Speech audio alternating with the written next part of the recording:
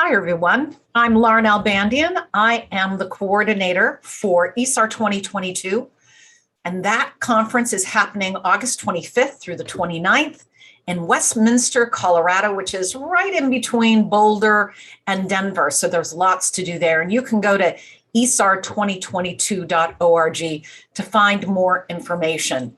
So I don't need these while I'm doing that. So today I have with me my guest, my friend, my colleague, Cameron Allen. Welcome, Cameron, and thank you for taking the time to chat with me this morning. Hey, Laura, it's good to be here. I'm excited about talking to you and seeing your face and also talking about ISAR. Absolutely. So for ISAR, first of all, this is your first time lecturing for ISAR. What does that feel like? Are you excited? Yeah, I'm excited and I'm curious to see what it's like to even be at the conference in and of itself, because not only is it my first time lecturing, but it's also my first time being at an ISAR conference altogether in and of itself. So yeah, I'm excited in the most good, anxious kind of way, and I'm also what I'm presenting on is something that I've been closely following over the last few years in my own practice and learning about from a more medical physiological perspective. So I'm excited to fuse those things together and also introduce something new that I haven't seen really talked about in astrology as well. So I'm excited. Yeah. Good. Are you excited now? This is one of the first couple of conferences that are going to be live in person. Are you good with that? Are you excited to come back together with your colleagues, your friends? Yeah, I'm excited about that for sure. Yeah. And I also feel like there's a larger range of people who come to ISAR compared to Norway, or there's more speakers and stuff like that too, so it's just there's 100 speakers and there'll be 10 tracks. Right. So exactly. It's a good sized conference, and so everybody can find something that they might be interested. And let me tell you guys a little bit something about Cameron. He began his path to understanding mind-body awareness with a degree in health and sports science and psychology. And understanding there was more to the world and to understand outside the colonized education system, he began seeking understanding through direct experience with nature, astrology, herbalism, root work, yoga, and other indigenous technologies.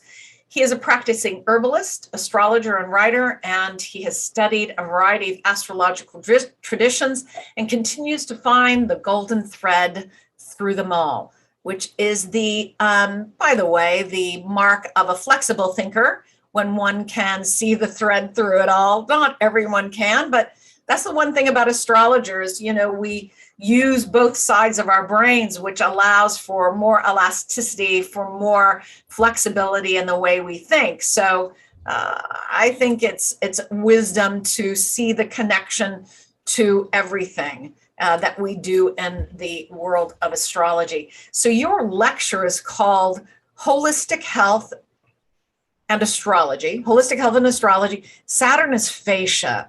Now, I know what fascia is. Some people say fascia. I say fascia. Some people don't know what that word means. But before you launch into your lecture, tell us what fascia is, or fascia. Yeah, so honestly, there's no one consensus on the definition of fascia, and so it's an interesting thing to explore. And even in my lecture, I have 3 or 4 definitions of it just to give people perspectives on it. From a non-medical perspective, it just means a band or a bundle, right? And from a more medical perspective, it's just a band of tissues that's below the skin that covers underlying tissues, and it separates different layers of tissues. And so that's the basic medical definition, but it's actually so much more than that. And that definition is good and concise in a way, but it also doesn't do it justice when you actually start looking at the fascial system and how it connects to so many other things as well. So yeah, that's the definition I would give for now. Having been a massage therapist back in my one former life, in this lifetime, I do know what fascia is, and so it is a connective tissue, and it connects everything. Exactly. So it's an important system in and of itself within the body, and what you do with this arm, if you injure it, can affect your hip. because the fascial planes and the fascial tissue are in fact connected. So tell us how you connect Saturn to fascia. Yeah, I connected to Saturn just because it's actually the thing that's holding up all of our body, you know, and not only that, but the biggest thing for me was when I was like, oh wow, like look at all these layers of fascia that we have that are holding things together. And I'm like, oh wow, that's literally Saturn. It's like the rings of Saturn, how it creates the structure and the definition, right? So even structure in the body, but also the definition or the way we define things in our consciousness. And also that's something that they have been doing studies on more recently, how our mental posturing functions with our physical posturing and how those two things go together. So I was like, oh wow, this is totally the structure of consciousness is going straight into the fascia and like how we hold up our body. And also just like thinking about proprioception, like the awareness of our body in space. And a lot of times when we talk about Saturn, we talk about time, but time and space have this like interconnected play that's just like, I'm like, wow, so proprioception is like holding you up in the space, and it has to have something to do with time too, or like understanding the time, space, dimension that's happening, you know? And so I'm still playing with that and feeling into it, but it definitely has to do with just like holding up your body within space. And I always think that to be Saturn. And as we get older, we have a tendency towards our fascia becoming more dried out. And so when that happens is when our backs start to hunch over and our elbow hurts because we don't have as much fluid moving through the fascia.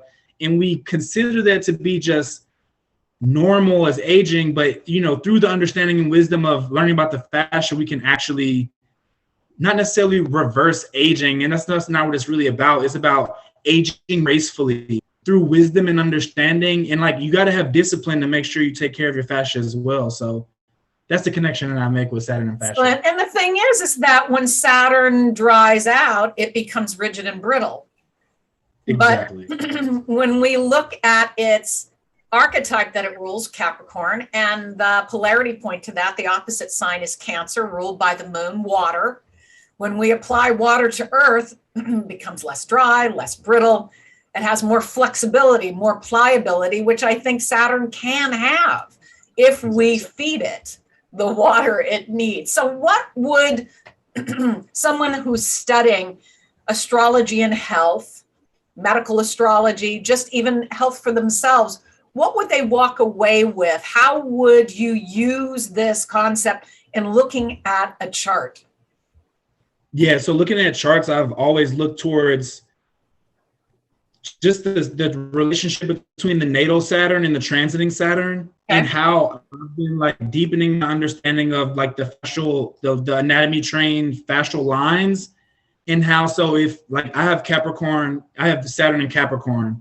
And so let's say the Saturn, you have it too? Nice.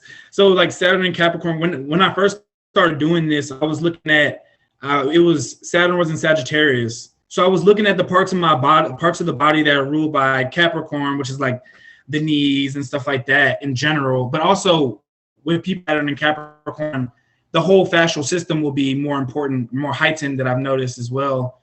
But seeing how the back of the knees connects with the hip, thighs, and stuff like that, and just seeing, oh, if my natal Saturn gets dried out, how is that influencing my hips? And how is that influencing my thighs? And I've just been tracking that with a bunch of different people and like taking like notes, which I haven't decided if I'm going to bring the charts in yet, because I want to like know them deeply before I like bring them out into the world. But I did want to introduce this idea and concept, because there's a few other people who talk about fascia with astrology, said anything like out in the world that I know of yet.